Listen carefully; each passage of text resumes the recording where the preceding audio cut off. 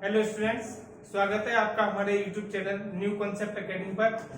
SSC GD के हिंदी के जो हमारा सिलेबस है उसके हिसाब से हमारी जो पिछली कक्षाएं हो चुकी हैं, पिछले लेक्चर हो चुके हैं, उसी क्रम में आज का हमारा जो नया लेक्चर है वो है समास। आज हम पढ़ेंगे समास, ठीक है ना।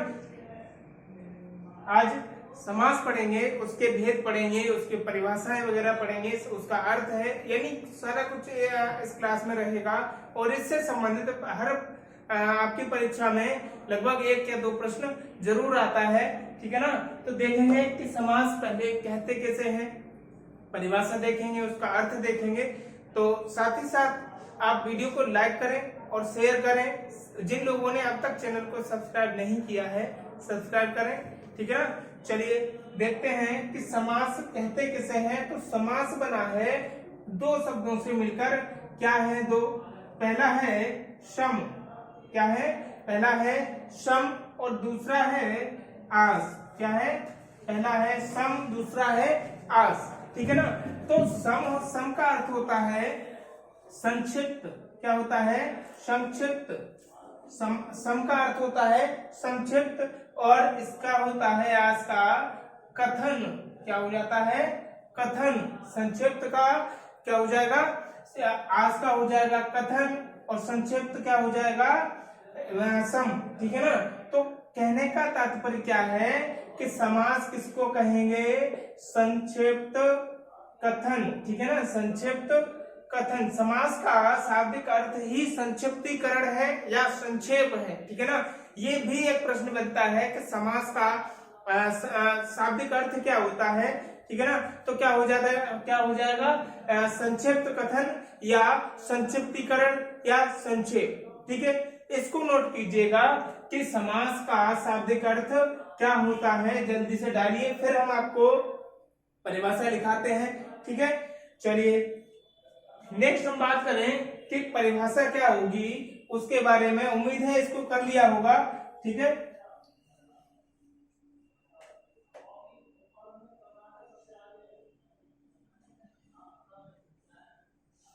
चलिए परिभाषा लिखिएगा।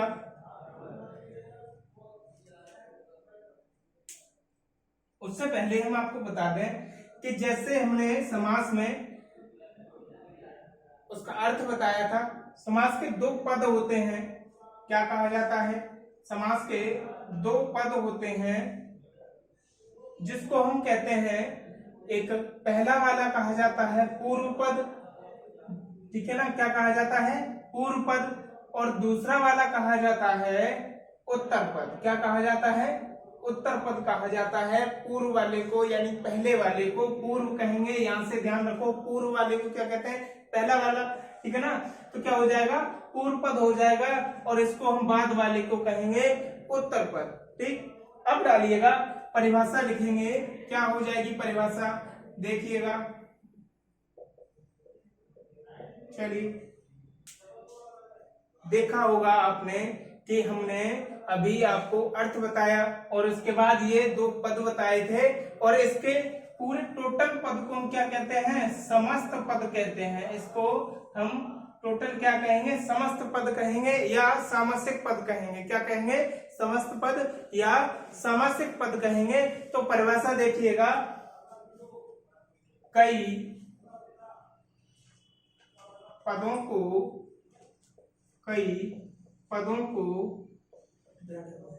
मिलाकर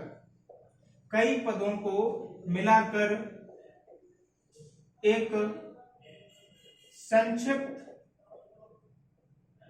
कई पदों को मिलाकर एक संक्षिप्त पद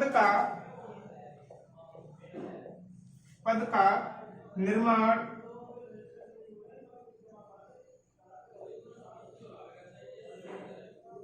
होता है, समास कहलाता है। समास कहलाता है। क्या कहलाता है? समास कहलाता है, ठीक है ना। देखिएगा, कई पदों को मिलाकर एक संक्षिप्त पद का निर्माण होता है। क्या कहलाता है? समास कहलाता है, ठीक है ना। चलिए अगला है इसका, अगर हम अर्थ की बात करें, अभी बताया था ऊपर भी, क्या हो जाएगा, संक्षेप। इसका शाब्दिक अर्थ होता है, अगर हम कहें बात, शाब्दिक अर्थ होता है, क्या हो जाएगा, संक्षेप होता है। और कभी कभी इससे संबंधित एक और प्रश्न बनता है आपको कि कभी समास का विलोम पूछा जाता है। समास का क्या पूछा जाता है, समास का यदि आपसे विलोम पूछा जाए तो क्या हो जाएगा, व्यास हो जाता है। समास का विलोम क्या हो जाता है, व्यास हो जाता है। तो इसको जल्दी से लिख लीजिए, फिर हम आपको नेक्स्ट आगे का बताते हैं। और ये समास का विलोम लिखिएगा। जैसे अब हम समास की अगर बात करें तो क्या हो जाएगा, जैसे अब संक्षेप की बात आई थी, तो अगर हम लिखें राजा का भवन, है ना, राजा का भवन, इतना बड़ा एक ये पूरा पद टाइप हो गया। तो इसको अगर हम संक्षिप्त में कहेंगे तो क्या कहेंगे, राजभवन। क्या कहेंगे, राजभवन कहेंगे, ठीक है ना, क्या कहेंगे, राजभवन कहेंगे, ठीक है। और दूसरा एक और देखिएगा, जैसे बिना काम के, बिना, ठीक है, बिना काम के क्या हो जाएगा, देखिएगा, बेकाम। क्या हो जाएगा, बेकाम। इतना उम्मीद है समझ में आ रहा होगा। और यदि समझ में आ रहा है तो वीडियो को लाइक कीजिए, शेयर कीजिए, इसका स्क्रीनशॉट लीजिए। मैं हट जाता हूं।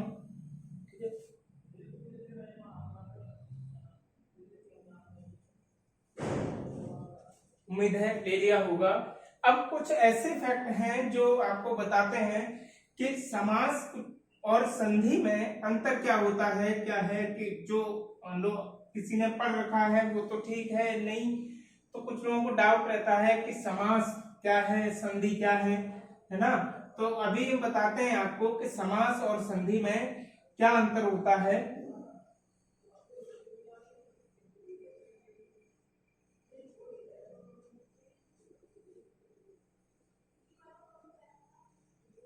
चलिएगा, देखिए, पहला पॉइंट बनता है समास में दो पदों का मेल होता है। दो पदों का या दो शब्दों का मेल होता है, ठीक है, दो पदों का मेल होता है। लेकिन संधि में क्या होता है, संधि में दो ध्वनियों का मेल होता है, दो वर्णों का मेल होता है, ठीक है।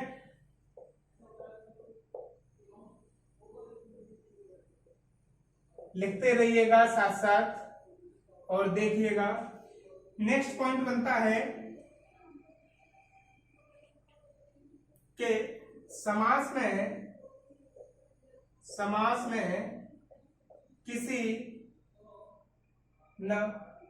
किसी न किसी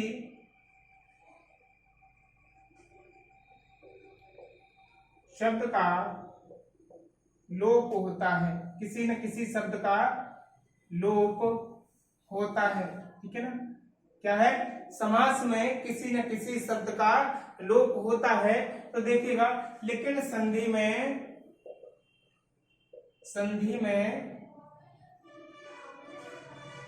किसी का लोप नहीं होता है। संधि में किसी का लोप नहीं होता है, ठीक है, ये हो गया। नेक्स्ट अगर हम बात करें कि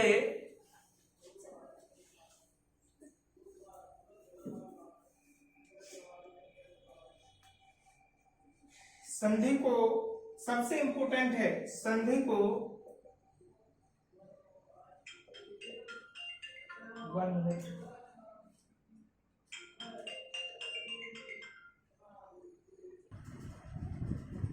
ठीक है ना। संधि को तोड़ना क्या कहलाता है, विच्छेद कहलाता है। क्या कहलाता है, विच्छेद कहलाता है, ठीक है ना। लेकिन समास को तोड़ना क्या कहलाता है, विग्रह कहलाता है। क्या कहलाता है? विग्रह कहलाता है। देखिएगा, पहला पॉइंट हमने दिया कि समास में दो पदों का मेल होता है, लेकिन संधि में दो ध्वनियों का मेल होता है। ध्यान देने वाली बात क्या है कि दो पदों का मेल हो रहा है और यहाँ पर संधि में दो ध्वनियों का मेल हो रहा है। दूसरा पॉइंट बनता है कि समास में किसी न किसी शब्द का लोप होता है। जैसे हमने बताया था, ले लीजिए एग्जाम्पल,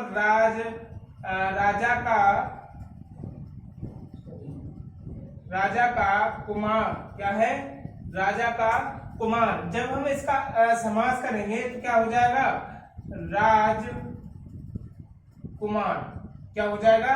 राजकुमार हो जाएगा, कारक चिन्ह का लोप हो जाएगा, है ना। लेकिन संधि में ऐसा नहीं होता है, ठीक है। रूप परिवर्तन हो सकता है लेकिन लोपीकरण नहीं होगा, ठीक है। नेक्स्ट है सबसे इंपोर्टेंट, संधि को तोड़ना विच्छेद कहलाता है, लेकिन समास को तोड़ना विग्रह कहलाता है। क्या कहेंगे? संधि को तोड़ना विच्छेद कहेंगे और समास को तोड़ना क्या कहलाएगा? विग्रह कहलाएगा। इसको जल्दी से नोट कीजिएगा, फिर आगे पढ़ाते हैं, ठीक है। ठीक है, उम्मीद है ले लिया होगा स्क्रीनशॉट। यदि आपको अच्छा लग रहा हो, समझ में आ रहा हो, तो वीडियो को लाइक करें। आपका एक कमेंट, लाइक हमारा उत्साह बढ़ाता है। और वीडियो को शेयर भी करें। चलिए आज हम बात करते हैं अब समास के भेद के बारे में। किसके बारे में? समास के भेद के बारे में बात करते हैं। तो क्या हो जाएगा? समास के भेद देखेंगे।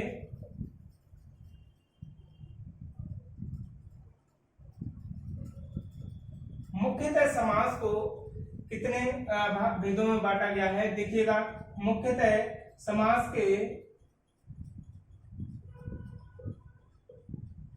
6 भेद हैं। कितने? 6 भेद हैं, ठीक है ना। कौन से हैं? पहला देखिएगा, पहला बनता है अव्ययी भाव समास। कौन सा? अव्ययी भाव समास, ठीक है।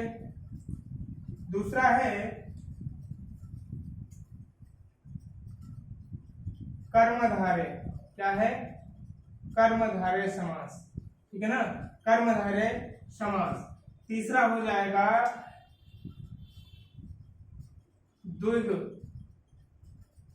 द्विगु समास, ठीक है।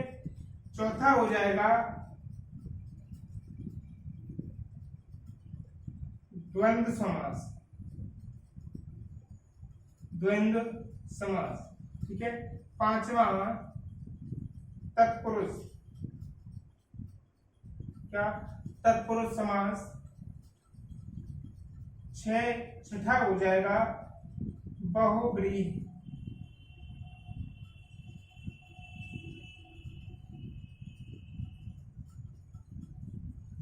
ठीक है। देखिएगा, अव्ययी भाव समास, कर्मधारय समास, द्विगु समास, द्वंद्व समास, तत्पुरुष समास, बहुब्रीहि समास, ठीक है। मेन पॉइंट यहाँ पर यह है कि अब ये जो भेद हम कराने जा रहे हैं 1 बाय 1 आपको कराएंगे और इस विधि से कराएंगे कि उम्मीद है आपको फिर कभी इनमें दोबारा से देखने की या दोबारा किसी प्रश्न को आने में आप चकरा जाए ना, या दिक्कत हो, ऐसा कुछ नहीं होगा। तुरंत से आप बता देंगे। और एक छोटा सा काम है कि वीडियो को लाइक करें, ठीक है। तो देखिएगा, जरा ध्यान से देखते चलिएगा, एक एक करके हम कराते हैं। तो सबसे पहला वाला ही देखते हैं, अव्ययी भाव समास। कौन सा? अव्ययी भाव समास देखते हैं, ठीक है। चलिए पहला ही वाला देखेंगे, अव्ययी भाव समास। इसको परिभाषा लिखिएगा इसकी, किसको कहेंगे अव्ययी भाव समास? तो वो देखेंगे कि देखिएगा, जिस समास का यहाँ पर इंपॉर्टेंट बात यह है कि हम अगर देखना चाहें तो इस नाम से भी पता लग रहा है कि जिस शब्द में किसका प्रयोग किया गया हो, अव्यय का प्रयोग किया गया हो। देखो नाम से ही देख लेंगे कि अव्यय का प्रयोग किया गया हो, वो भी कब? पहले, कब पहले प्रयोग किया गया हो, भाव से पहले, यानी पहले क्या लगता है, उपसर्ग लगता है। क्या लगता है, उपसर्ग के रूप में अव्यय का प्रयोग किया गया हो तो वो क्या कहलाएगा, अव्ययीभाव समास कहलाएगा। यानी पहले क्या किसका प्रयोग किया गया हो, उपसर्ग का प्रयोग किया गया हो और वही क्या हो, प्रधान हो। क्या हो, प्रधान हो, मुख्य हो। ठीक है ना। तो क्या हो जाएगा, जिस शब्द में, जिस समास में उपसर्ग का यानी अव्यय का उपसर्ग के रूप में प्रयोग किया गया हो, क्या कहलाएगा, प्रधान, सॉरी, अव्ययीभाव समास कहलाएगा। जैसे देखिएगा, जिस समास का पूर्व पद क्या हो जाएगा, जिस समास का पूर्व पद अव्यय हो, क्या हो, अव्यय हो और प्रधान हो, अव्यय प्रधान हो। ठीक है, अव्यय हो या प्रधान हो। यहाँ एक पॉइंट और लिख देते हैं बीच में, आपको अच्छा समझ में आएगा। देखो, लिखना और वो बात अलग है, समझ में आना एक बात अलग है। ठीक है, इम्पोर्टेंट पॉइंट जो है वो देखते चलेंगे। अव्यय हो और क्या हो, प्रधान हो। ठीक है ना, प्रधान हो। ठीक, क्या कहेंगे, और उत्तर पद। ठीक है, एवं उत्तर पद किसको कहते हैं ये आपको हम बता ही चुके हैं। उत्तर पद क्या हो, उत्तर पद संज्ञा हो, उत्तर पद संज्ञा हो या सर्वनाम हो।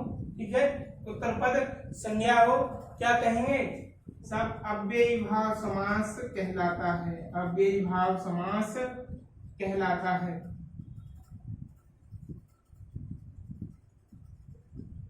समास कहलाता है। ठीक है, ये तो हो गई इसकी परिभाषा। यानी जिस समास का पूर्व पद अव्यय हो उपसर्ग के रूप में और उत्तर पद क्या हो, उत्तर पद संज्ञा हो या सर्वनाम हो तो क्या होगा, अव्ययीभाव समास होगा। ये तो इसकी परिभाषा होगी। इसी से संबंधित एक छोटा सा पॉइंट और है, वो देखिएगा क्या है, यदि शब्दों की बारंबारता है ना, यानी आवृत्ति हो रही हो, शब्दों की आवृत्ति हो रही हो, यदि शब्दों की आवृत्ति हो, यदि शब्दों की आवृत्ति हो तो क्या हो जाएगा, शब्दों की आवृत्ति हो तो अव्ययीभाव समास होगा। ठीक है ना, तो अव्ययीभाव समास होगा। कैसे होगा, कौन सी आवृत्ति, अभी हम आपको एक एक एग्जांपल करके बताएंगे। ठीक है, होता है, इसको जल्दी से नोट कीजिएगा। जैसे देखिएगा, एक हम अव्यय लेते हैं यथा। क्या लेंगे, यथा। अव्यय, अब आप कहोगे अव्यय क्या होता है, ये छोटा सा टॉपिक है, इसके हम किसी नेक्स्ट वीडियो में आपको पूरा वीडियो अपलोड करा देंगे। ठीक है ना, लेकिन उससे पहले हम थोड़ा सा समझ लेते हैं कि अव्यय किसको कहते हैं। तो वे शब्द जो परिवर्तित न होते हैं, जिनमें विकार उत्पन्न नहीं होता है, क्या कहलाते हैं, अव्यय शब्द कहलाते हैं। तो यथा एक ऐसा शब्द है, इससे हम कई शब्द और बनाते हैं उपसर्ग के रूप में। क्या हो जाएगा, यथा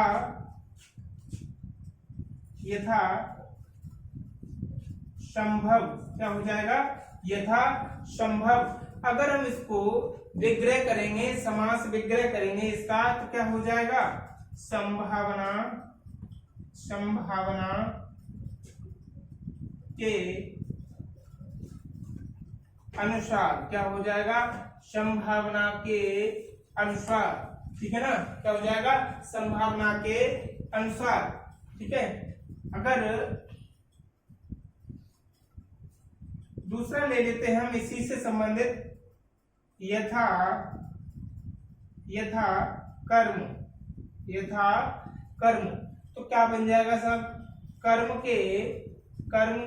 के अनुसार। क्या हो जाएगा, कर्म के अनुसार। ठीक है ना। नेक्स्ट अगर हम देखें भर, एक होता है भर, क्या है, भर, तो बन जाएगा भरपेट, भरपेट क्या हो जाएगा, भरपेट हो जाएगा। और कैसे बनेगा, पेट भरकर, पेट भरकर, ठीक है ना। उसने भरपेट भोजन किया, ठीक है। उपयुक्त वाक्य में कौन सा समास है, प्रश्न कैसे आएगा कि उसने भरपेट भोजन किया, उपयुक्त वाक्य में कौन सा समास है, तो कौन सा हो जाएगा सब, अव्ययी भाव समास हो जाएगा। जैसे और देखिएगा, हमने यहाँ पर बात की थी कि आवृत्ति होने की बात हो रही हो, आवृत्ति की बात हो तो क्या हो जाएगा, जैसे ले लीजिए कि दिन दिन, क्या हो जाएगा, दिन दिन। इस तरह की जब भी कंडीशन आए, कुछ लोग कहते हैं कि बीच में योजक चिन्ह हो तो वहां पर द्वंद्व समास होता है, ये बिल्कुल ही गलत है, ऐसा हर जगह नहीं होता है। क्या हो रहा है, देखो बीच में योजक चिन्ह भी है, दो पद भी है, लेकिन यहाँ पर हम द्वंद्व समास नहीं कहेंगे।